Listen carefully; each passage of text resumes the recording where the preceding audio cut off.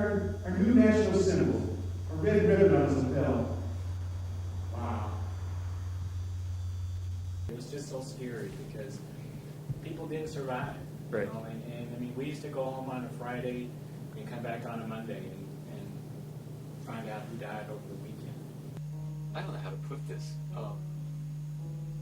I had the greatest need to make sure that I preached good news that night. You know, because people, a lot of times, patients didn't have friends and family come up. And, you know, early on, I kind of felt like, hey, I'd want somebody up there with me if I was in my last stages. So we went up with people and we sat there. And it was such an intimate time to be there with somebody when they take their last breath. And I called, and the dad didn't want to come. And I even said, you know, your son's here, and he wanted me to call you. He's at LA County USC Medical Center. He's dying, and he wants to see you guys. And he wanted me to call you. And the dad said, you don't have a son. But I called back, and I got the mom. And I noticed that the moms were the ones. The dads would sometimes stand around, but the mom managed to get out there and come over. And the moms were sometimes what the patient would hold on to. You know, they would just hold on, and the mom would get there, and it was almost like they were just waiting, and when the moms got there, they died. Man, I miss you.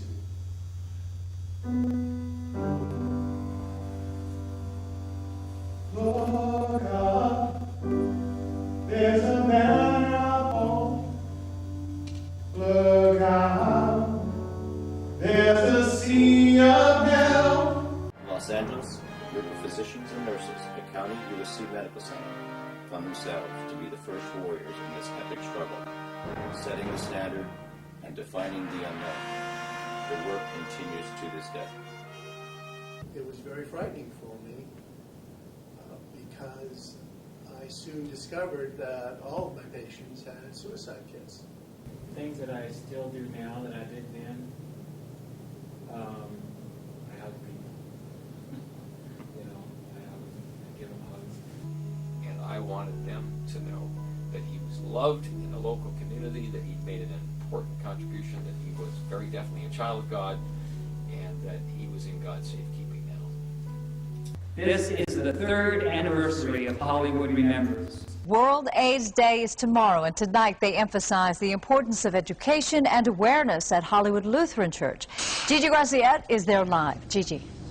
And at tonight's special service, there was no preaching and there was no sermon. Instead, it was all about celebrating and honoring the many lives lost to the AIDS epidemic. When I started was helping people die, and now it's helping people live. Looking in, and we find strength. We are not alone.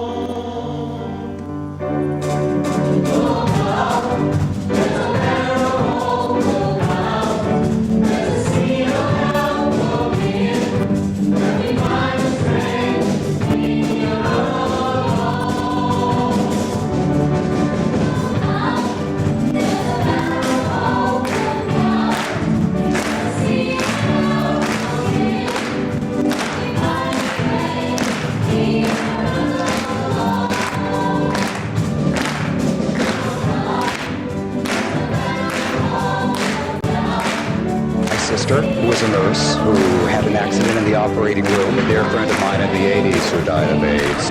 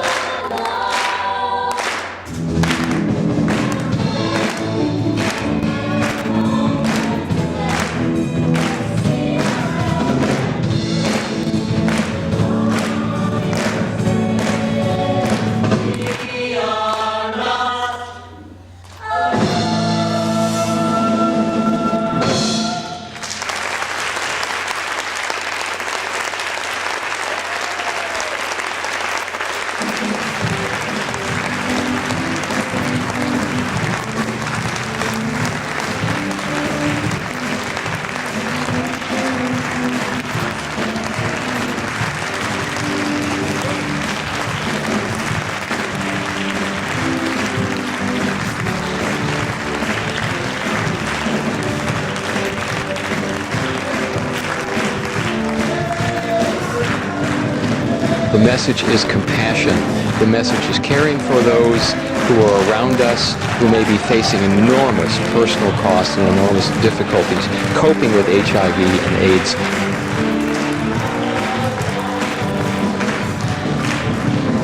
I think it's very important to remember, if people forget, this disease will go on and continue to decimate communities.